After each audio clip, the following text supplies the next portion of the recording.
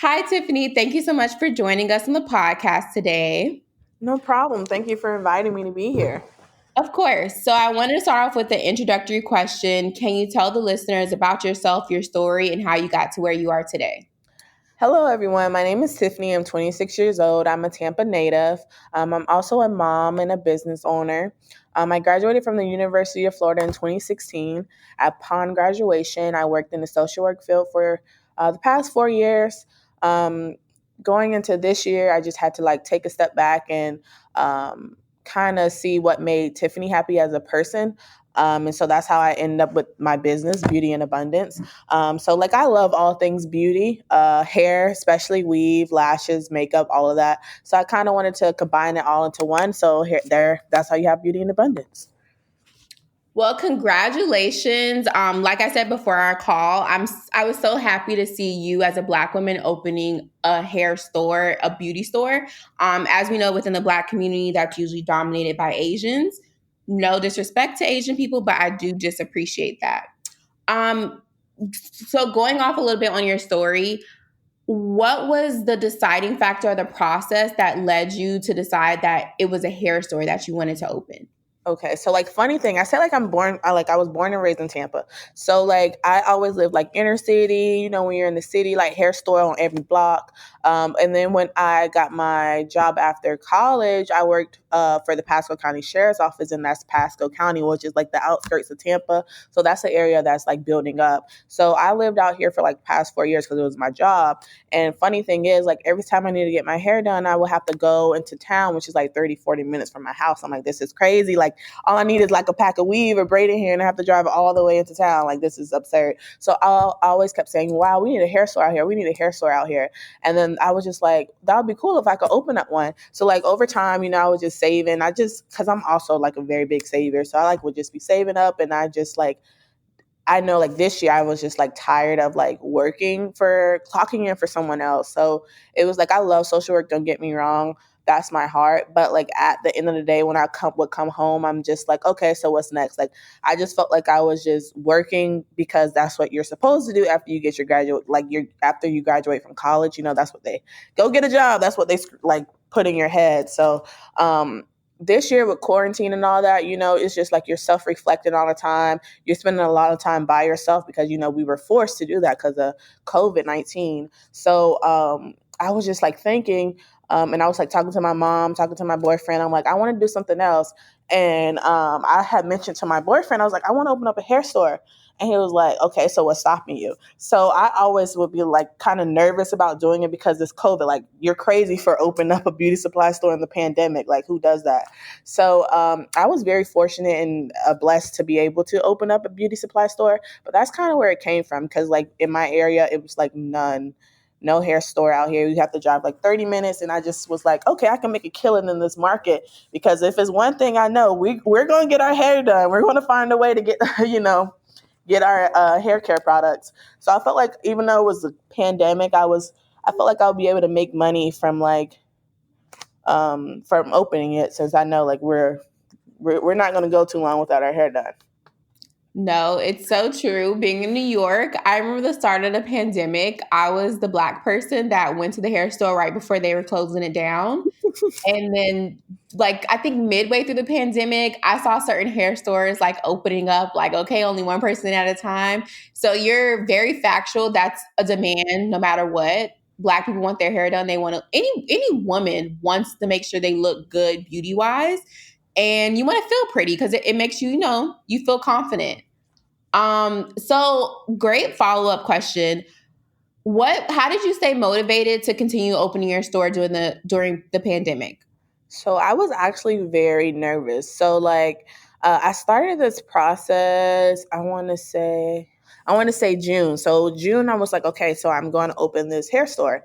And so I had spoke with my realtor and I'm like, "Hey, can you find me a location?" So I'm thinking it's going to take him a while, and then he got back to me in a month. He was like, "Hey, I found this location, great price range, great location. You should check it out." So I came and I looked at it. I'm like, wow, this is crazy. This is what I imagined. So from there, but I also was shook because I'm like, wow, this happened fast. I thought I was going to have a couple months to, actually get things in motion. But, it's the power of power of the tongue. I'm a firm believer in like what you speak out into the universe, you get back. So I'm like, oh well, Tiffany, you're the one who said this. Like you're the one who wanted to do this. So like let's make it happen. So then I like set out goals like, hey, I want to open it by this date, this date, this date. So that's kind of what happened. And then I was kind of nervous. I did push it back at one point in time because I'm like, okay, like we need to figure out if we're really about to do this. But at that time I already signed a lease. So I'm like, hey, like you gotta go for it. You got to stay motivated. You say you wanted to do it, so let's do it. So it was like a lot of I had to be very positive. I had to motivate myself a lot. Because I just feel like you can't worry and have faith. So I just was like, we're about to do it, jump off on faith. So it was very hard and very nerve wracking, but overall, like I just couldn't let the pandemic be like my excuse as to why I didn't further my dreams with opening this beauty supply store. Wow, that was a really good and very inspirational response. I can definitely relate to that. I feel like where I am in my life, it's manifestation. Like whatever you speak is going to come about, whether it's good or bad, and you just have to keep your mind thinking good things for good things to keep happening. I think for me, it's always like you like what you just said. You think like, oh, it's gonna take a while for this to actually happen, but once you put it out there in the universe will make stuff happen, and it'll move a lot quicker than what you think. So my next question is going to be: what is your end goals or plans for the future of your business? I know you just opened, but what are some things that you have in store? So I have like couple of goals. Like so my short term goals is like by next year I want to have like 2 employees because currently I'm like very hands on because this is like my baby. Well, my my other baby. So I'm just like in the store. I want to say like majority of the week, just like making sure everything's run smoothly. So but that's also like the OCD in me. So I feel I'm gonna try like by next year to like kind of take a step back and hire people so that I'm not in the store and the burden is not all on me. I also want to I just like every day I set a goal. So like I'm like, hey, I'm about to make like 10 sales a day. So like I just want to continue. So that way I don't even have to set goals. Like the customers are just coming in, coming in, coming in. I know that'll come with time because I'm a fairly new store and no one knows what like beauty and abundance is. So but at the end, I just want to open up stores like all over Tampa. We may have to take it out the city or the state. And then I just want to just be away in the store still like, making money, have like a good foundation for like my son. So like he won't have to worry about anything. So that's just like my end goal, just like a, happy life with my store running successfully, me taking trips while my store is making money. So yeah. Definitely agree. I think what you just said, it brings me back to what you said earlier, where you were working and going to 9 to 5 job, but then you're just like, okay, like what's next? What more? And I think us as millennials, we really just want to like enjoy life, but still make money or Right. have like some, we want to like enjoy stuff. We don't really sitting at a desk all day when really like you're working like a 40-hour job that really can only take you like 10 hours to do, but you have to sit there because that's a part of the job. I Right. feel like we're beyond that. So what hurdles have you faced as a Black woman in the beauty industry? I feel like it's a lot that has to do like with connections with vendors. So I don't know why we're like no one wants to help other people out. So it's very much so like I had to research on my own, try to make connections on my own, build relationships so that I can have those vendors. And then you also have COVID that threw you another loop with this process because everything was short in demand. So it's like you have to order stuff from like 3 4 vendors just to get like 6 items of one product in your store. But also it goes back to like no one wants to help you out. So it's just like you have to work for it. You have to like just send a million emails like, hey, this is me, I'm beauty in abundance, like help me out, like let me buy products from you wholesale. So I think that is very like a was an obstacle for me. And then like when you go to other beauty supply stores, like nobody wants to help you because it's a threat that you may take their customers away, which I fully understand.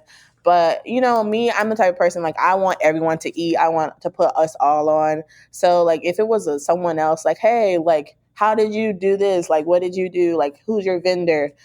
I wouldn't mind like helping them, pointing them in the right direction. But I noticed like everyone isn't like me, so that's very tough because especially with, like you said earlier, like the Asians dominate this industry. Like they don't know me, so they're not going to, look out for me like others may, or like I may look out for someone else. So that's very difficult in this industry. I definitely agree. I think in general, like anytime you're trying to like do better for yourself, especially when it comes to business, people just don't want to help. I think you do sometimes find like the little gems of people that do want to help, but it's very rare and far between. I think like in the past, like when I've started different business ventures or even like moving and things like that, like to New York, it's a lot of research and just doing the work yourself. So you said a lot in the fact that you one left your job, and then the pandemic. I'm assuming you left your job before the pandemic. No. Oh, you didn't? Oh my God, you left your job during the pandemic? Yeah, it's crazy, right? So no, I actually left my okay. So once I was working while I was getting the store together, so it was hectic for like about 2 months. It was like I'm working my good thing with my job at social work. They're very flexible. So like, say I would go ahead and knock my 40 hours out the week, and if I didn't have like any kids or any safety concerns, then so like it was more so like I would work like hypothetically from 7 to 4, like take a break, like do what I have to do with my child, and then come into the shop from like 6 to 10. So it was like it was a very rough period where I was just like grinding, like making sure that the store was how I wanted it. And then I quit actually 2 weeks prior to me releasing my grand opening date. So I worked real up until my grand opening for my store.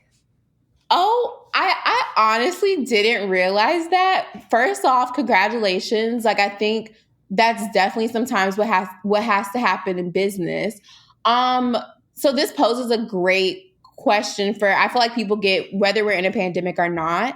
Sometimes when people or not sometimes when people are doing like their main job and then their side hustle, there's always that question of when do I quit or when do I leave? Like or what things do I need to set up before I leave? So like you said at the beginning of the like the episode, you are a big saver.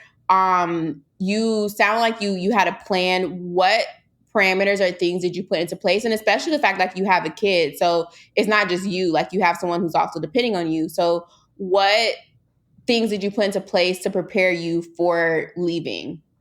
Yeah, so yeah, that's that my child is my main focus. So it was like I didn't want to quit my job before I had something set in stone for me to make, more money for him. So I like gave myself a timeline. So instead of giving my job a 2 weeks notice, because social worker field is very demanding, so they need like notice to get someone else in your position. So I gave them like a month's notice, so that way I know like, hey, you're about to lose me. You need to prepare, and I need to wrap up my cases, because I'm the type of person, I don't like to leave no one blindsided. So I wanted to like wrap up my cases and give it to them, and close them out if I could, before I left. So I just mainly again set goals. I'm like, hey, I like spoke to my mom and my cousin, and my boyfriend. I'm like, hey, I'm about to quit. This is about to happen. Like I need my family to help me out. Because my son, he isn't in daycare, so I'm very fortunate to be able to have like my mom. She's able to like watch him for me all the time, so that I'm very fortunate for that. So it kind of went into that, just like letting them know like, hey, you're about to have BJ, this amount of days, like while I prepare for the store to open.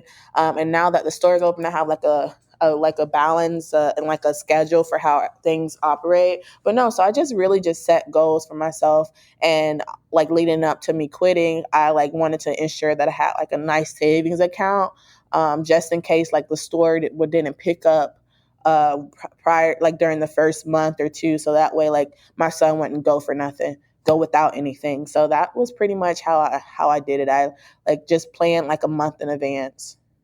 Wow, Tiffany, like this sounds amazing. Again, congratulations. Thank you. It honestly sounds like you sound like you're a planner, a person who sets goals, and then you're a saver. And it like to me, I think for your situation, those are three things that really like helped you to get to where you are. I think also, like, I know you mentioned that there were hurdles in like getting different wholesales or getting products, but I think even though you were having trouble in that aspect, at least you had like family to step in and say, okay, what role am I playing in helping you get to where you need to be? So like your mom is helping like to watch your kid, your boyfriend, it sounds like it's being like motivational and telling you like go for it, like what's stopping you, and your cousin, it sounds like maybe like a therapist or whatever. But it sounds like even though you had like hurdles in other areas, you had support. So then overall, you were able to get to where you are. And wow, congratulations. Like, I'm Thank you. oh my God, I didn't realize that. Okay. So moving forward, like I was saying earlier, we're on the question of like what advice do you have for someone looking to open a business? Um like if you could go back, I know you're still a new business owner, but still the stuff that you have learned, like you have learned so far, and I know you said there were things that people weren't willing to tell you or help you. What are some things that you would advise another business owner or someone looking like when should I leave my job? What's the first thing I need to do for my business? Like what's your advice to someone that's in that place? I would say research. Google is your best friend. Talking to other business owners are your best friend. I would say never be afraid to hear the word no. Like you could ask someone a question. The worst thing they can do is like, "Hey, I'm not going to answer it," or "Hey, you have to pay me to to give you a vendor list or something like that." So I would say don't be afraid to take those chances. Google everything while you're waiting for like your paperwork or your LLC or your sales license to come back. Don't just sit there. You can be doing something else like finding a vendor, finding a space, finding decorations. Like just don't have idle time on your hand. Just like you clock in for 8 hours for someone else's job, make sure that you clock in at least 8 hours for your job. You know, you don't even have to be like doing something physical. You can just be like sending out emails, finding like miscellaneous items that you may need, like thank you bags or I don't know, flyers that you may need to pass out, t-shirt designs. So it's something that you can always do for your business. I would say don't be afraid to like speak to like a financial advisor to like know how much you have to make in a month to stay afloat to be able to, you know, buy your products as well. So I would just say like don't be afraid to ask questions. Someone has well may be willing to answer. If not, go to Google. That's what I would say. Just Google everything, ask questions, and just don't be afraid to hear the word no because you'll hear it. And I'm gonna add on that YouTube University. I call it Yes, yes. Google and YouTube, like they're free. Like double check the resources, but I definitely agree with everything you said.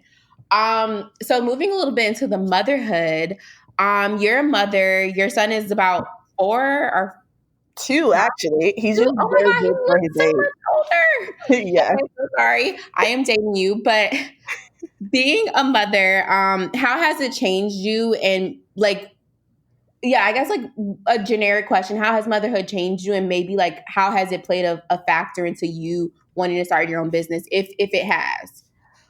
So motherhood changed me for the better. You know, it's cliche, everyone says it, but like when you have a child, it motivates you in a way that you like never been motivated before.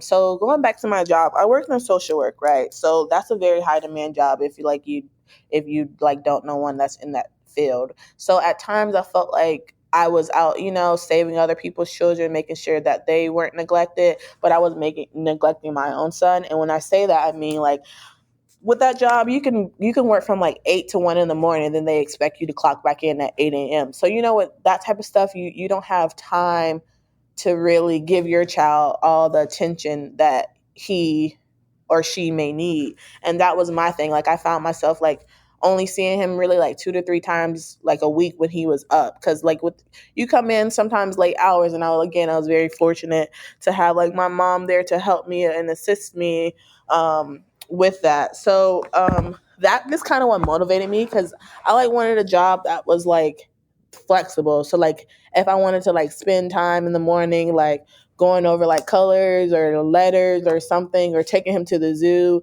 like I wouldn't have to answer to no one like, hey, I'm going to be late, or have to hear their mouth for like calling out because my son is sick, you know. So that was kind of like what motivated me. Like I'm just like, okay, what makes Tiffany happy, what is something that Tiffany can incorporate into her life that, you know, that I'll be able to be a mother and still have income at the same time. Because when they're young, that's like one of like the time that you need to be there. I'm not saying like when they're older neglect them, but that's when like you see everything. So like unfortunately because of work, I was unable to like see him crawl for the first time or like watch him take his first steps. I had to see that like recordings. I'm not, I understand like in this day and age, everyone has to work and make money because like the world doesn't stop just because you had a kid. But that's what motivated me to like want to be my own boss, And then with the beauty supply, that just like fell into play because like I was like, oh, I want to open a beauty supply store, like just because of the need out here in the area that I was in, and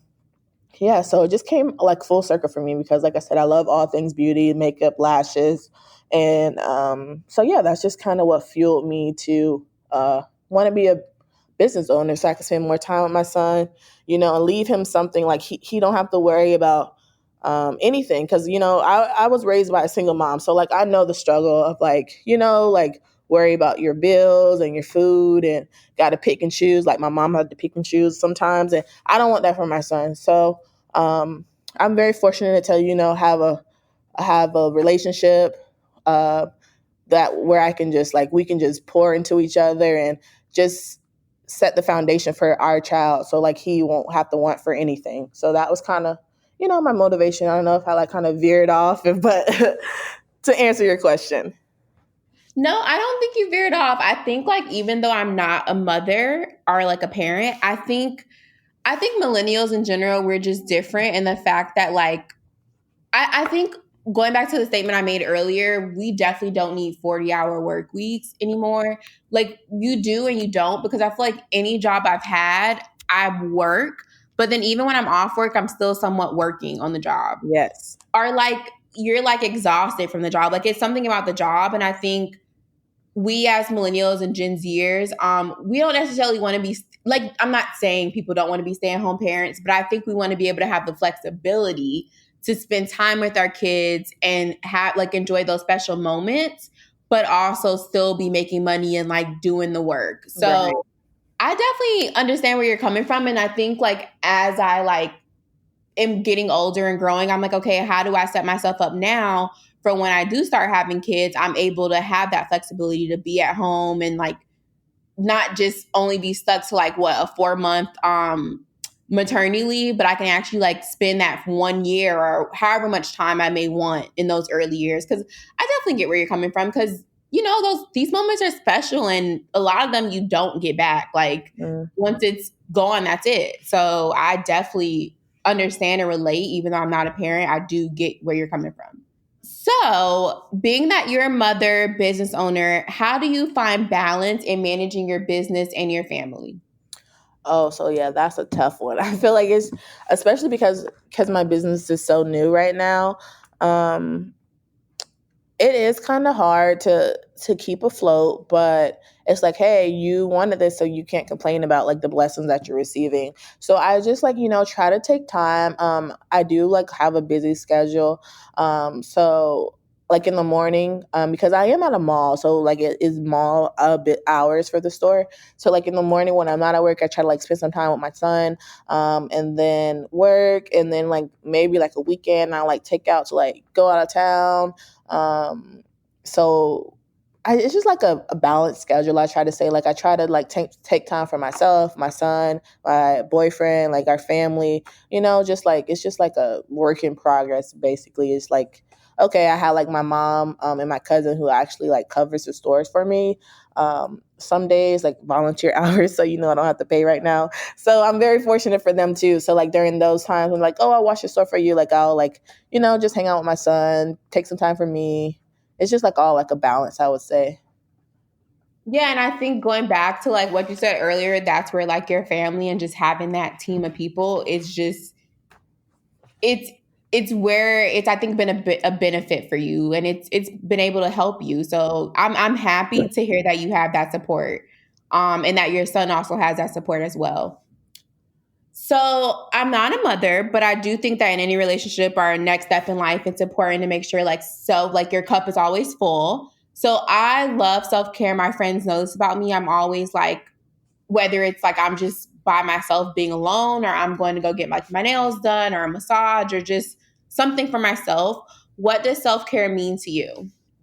Self care is everything for me. Like I need like a couple of hours a week just for like Tiffany, and during those times, I may like do a facial at home, because of COVID or whatever. But like, just read a book, take myself out to dinner, just have like a cup of wine, just relax and watch a favorite show on Netflix or something, because it's very important just to have like time for yourself. Like, yes, I'm a mother and a business owner, but I have to like separate myself for that and just like make sure that Tiffany is taken care of, because if I'm not, then like, I can't really fulfill my other roles. So that's very important to me. Like, I definitely have to have time for just me, just to do like something small, even if it's just sit in the silence for 30 minutes blasting music or something.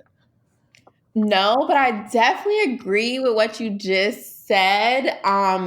You have to make sure you're taken care of, because how can you give to others, or like be like, how can you be the best mother to your son? Right. Or how can you be like the best girlfriend to your boyfriend? Like, I like greatly agree with that. So the name of the podcast is Pour Into My Cup, and a big question and part of life, especially when it like pertains to mental health, is on days when your cup is not half full. I know a lot of people have been mentally going to it with when we were in phases of quarantine, but now we're not. I know that there's rumblings about possibly going back into quarantine. Even without the pandemic, just in general in life, how do you manage to keep your cup half full? So I feel like it has to do a lot with communication with me. I'm a big communicator. So if I'm not feeling up to my best, I'll be like, hey, can like someone watch my son for me? Or like I just need a moment to myself. And like I'm not very like afraid to be like, hey, like I need a moment. And I feel like it's very important to do so. Just because like as a person, and also with the additional role as a mom, it's like you're sometimes afraid to like to ask someone for help, because you don't want them to think like, oh, I can't do this, or oh, I can't do that. It's neither here nor there. It's just like, geez, I'm a person too. Like, you can't just keep running on like you can't run with like the gas light on, because you're about to run out of gas. So you just have to make sure that you ask people for help. And I'm a big like, hey, I need a break type of person. Well, I'm not a big one, but because it's actually far in between. My mom, she has to actually call me like, Tiffany, do you want me to get him? Like, you need time for you, go out with your friends, because she knows like I'll just like chill with my son and not do anything. But she's like, you need to live your life. You're only 26. So that's also one thing. Like, you have to have people in your life that make like that checks up on you, and you're not the only one checking up on other people. And that was also like one of the problems that I would like have.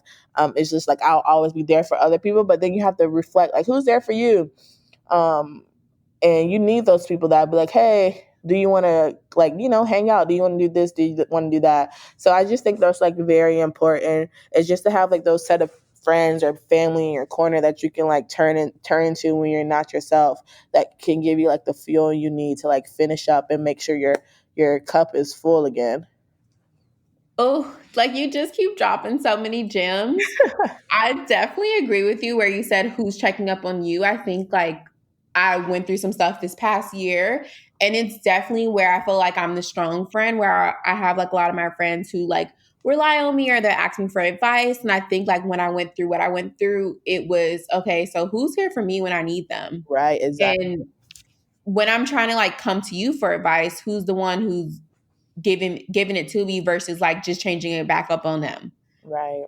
So, and not saying, like when I have friends and they're going through something, I forget about all my problems and focus on whatever their issue is, because I don't want it to seem like I'm not caring.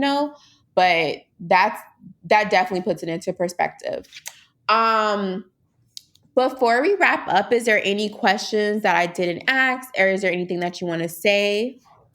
No, I feel like you covered everything. I just want to thank you again for having me on your podcast. I really enjoyed myself. Of course, Tiffany. I enjoyed having you. Like, this was a good way, I think, for me to start like my day and get off like on some positive and inspirational energy. Um, so for anyone that's wondering how they can support or how they can shop your beauty store, what's the name, our social platforms, website, location? How can people find you on the web and social media?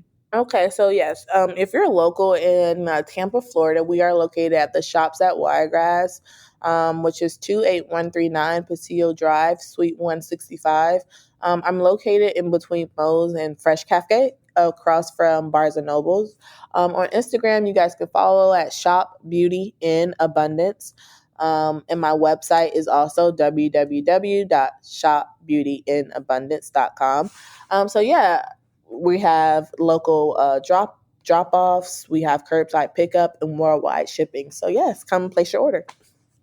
Oh, thank you so much. It was so great to have you. Thank you for having me.